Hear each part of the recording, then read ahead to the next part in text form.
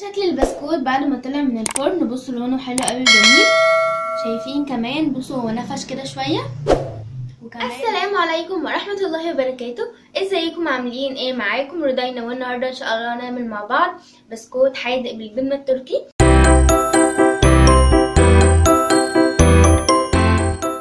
هنعمله سريع وبسيط، مش هيخمر. هنعمله بالبيكنج باودر. طبعا احنا زهقنا بقى من الكحك والبسكوت والحاجات دي، حاجات كلها حلوه. فاحنا النهارده نعمل حاجه حادقه وخفيفه وبسيطه في نفس الوقت. هنعملها تنفع مع الشاي بلبن وتنفع مع الشاي العادي. يلا بينا نبدا نشوف المكونات. بس قبل ما نبدا ما تنسوش تعملوا لنا لايك وشير وسبسكرايب للقناه، وتنزلوا تدوسوا على زرار الجرس يوصلوك اي اشعار باي فيديو جديد احنا بنعمله. واكتبوا لنا تحت في الكومنتس عايزين نعمل لكم فيديوهات ايه تاني، تحديات او مقالب او اي حاجه انتوا تحبوها. وشكرا جدا جدا على 500 سبسكرايب. ان شاء الله نوصل 1000 سبسكرايب بيكم، انتوا اكبر عيله هنا. واتمنى بقى ان اللي بيشوف قناتنا لاول مره واللي لسه مشتركش معانا ينزل ويعمل سبسكرايب للقناه. اول ما يشترك هيلاقي زرار الجرس، هيدوس عليه ويفعل زرار الجرس يوصله اي اشعار باي فيديو مننا. ويكتب لنا بقى تعليق كده او كومنت يعني حلو يسيب لنا فيه ان هو اشترك معانا في القناه، واحنا هنقول اسم الفيديو اللي جاي. دلوقتي بقى يلا بينا نشوف المكونات. علشان نعمل بقى البسكوت ده هنحتاج كوبايه من السمنه، كوبايه من اللبن، كوبايه من الجبنه التركي المبشوره، كيلو من الدقيق، بيضتين، ورشه ملح صغيره لان طبعا الجبنه التركي حادقه فعشان ما يحدقش قوي مننا، ورشه سكر برده مش كبيره علشان ده بسكوت حادق، ومعانا باكو بيكنج باودر. يلا بينا نبدا نعمل البسكوت. دلوقتي بقى هنضيف المكونات الجافه على الكيلو دقيق. هنضيف الباكت بيكنج باودر والملح والسكر والجبنه التركي، ونخلطهم مع بعض.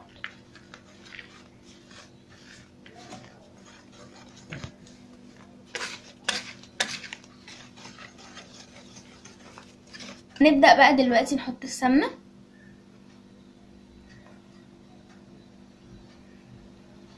وبصوابعنا بقى ندخل كده السمنة في الدقيق.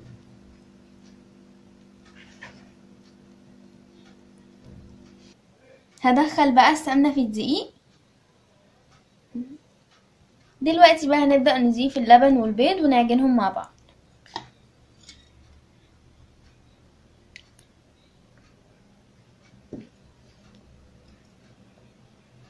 اللبن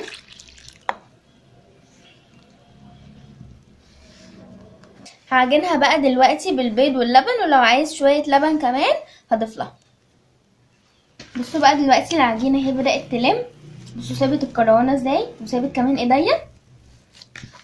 هديها بس كده عجينتين وبعدين هسيبها ترتاح 10 دقايق لحد ما احضر الصواني اللي انا هحطها فيها، واحضر كمان القطاعة ونيجي عشان نقطعها مع بعض. خليكم معايا. بصوا اهي. بصوا بقى انا دلوقتي ريحت العجينة 10 دقايق. هنبدأ بقى نقسمها ل4 اجزاء علشان نبدأ نفرد جزء جزء.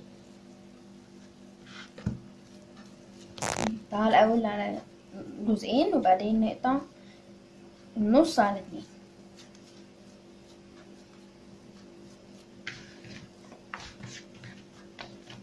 او الربع التاني. النص التاني برضو نقسمه على جزئين كده.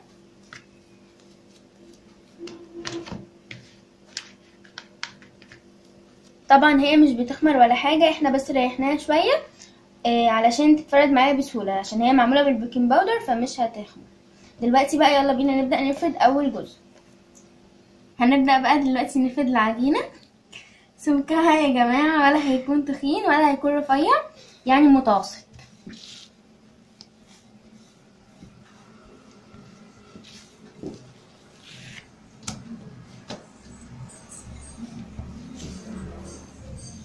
فردتها بقى اهو.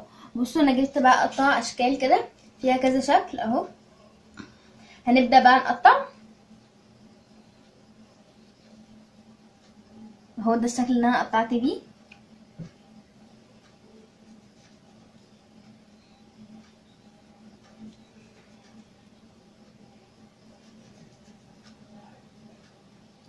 هقطعها بقى كلها وبعدين ارجع لكم تاني عشان نرصها مع بعض في الصينيه.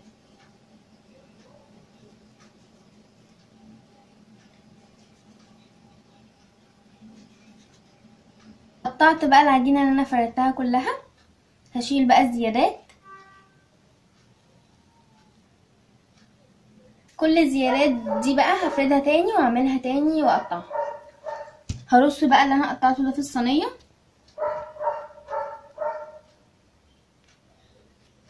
اهو.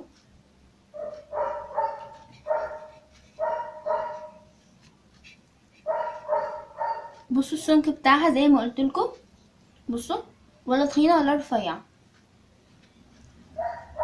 هرص بقى الصينيه كلها وارجع لكم تاني عشان ندخلها مع بعض الفرن. فردت بقى جزء تاني من العجين، هوريكم بقى باقي الاشكال. هوريكم الشكل اللي عامل زي القلب،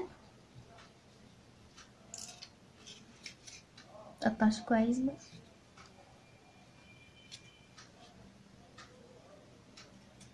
شكل القلب هحطه بقى في الصينيه، وفي شكل تاني الشكل اللي هو ده هقطع برضو بيه.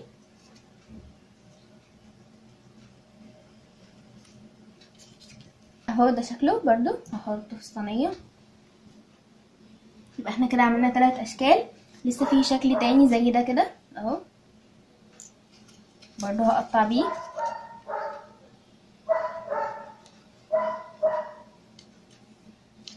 ده الشكل اللي وراه. طبعا انا لما باجي اقطع العجين مش بسيب مسافات كبيره كده زي ما انا سايبه. انا بحاول ان انا اقتصد في المسافات عشان ما يطلعليش باقي كتير واقعد افرد فيه كذا مره. بس انا دلوقتي بس عشان اوريكم هنعمل بقى الشكل ده اهو. ده اخر شكل تقريبا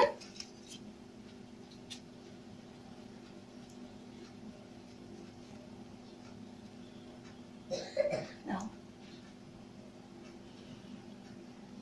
بصوا انا تقريبا دلوقتي بقالي حوالي ربع ساعه واديني اهو قطعته. هخبزه بقى واخلصه وارجع لكم تاني علشان نكمل مع بعض، علشان نشوف مع بعض شكله في الاخر هيكون عامل ازاي. شكل البسكوت بعد ما طلع من الفرن، بصوا لونه حلو قوي وجميل. شايفين كمان بصوا هو نفش كده شويه، وكمان بصوا لونه من تحت حلو قوي. هخلص بقى كل الكميه وارجع لكم تاني علشان نقدمه مع بعض. خليكم معايا. الشكل النهائي للبسكوت بالجبنه التركي بعد ما خلاص قدمته. شايفين بقى قد ايه حلو وجميل قوي. هو بالظبط خد ساعه مني، عملته وقطعته وخبزته. فاضل بس صينيه واحده في الفرن وخلاص. لو عجبكم بقى الفيديو ما تنسوش تعملوا لنا لايك وشير وسبسكرايب وتدوسوا على زر الجرس يوصلكم مننا اي اشعار باي فيديو جديد احنا بننزله. واللي بيشوفنا لاول مره ينزل يعمل لنا سبسكرايب للقناه ويفعل زر الجرس عشان نوصل 1000 سبسكرايب. ولو عجبكم الفيديو بقى اكتبوا لي تحت في الكومنت عايزين نعمل لكم فيديوهات ايه تاني، واكتبوا لي عايزين ايه اكلات تانية انا اعملها لكم. والسلام عليكم ورحمه الله وبركاته.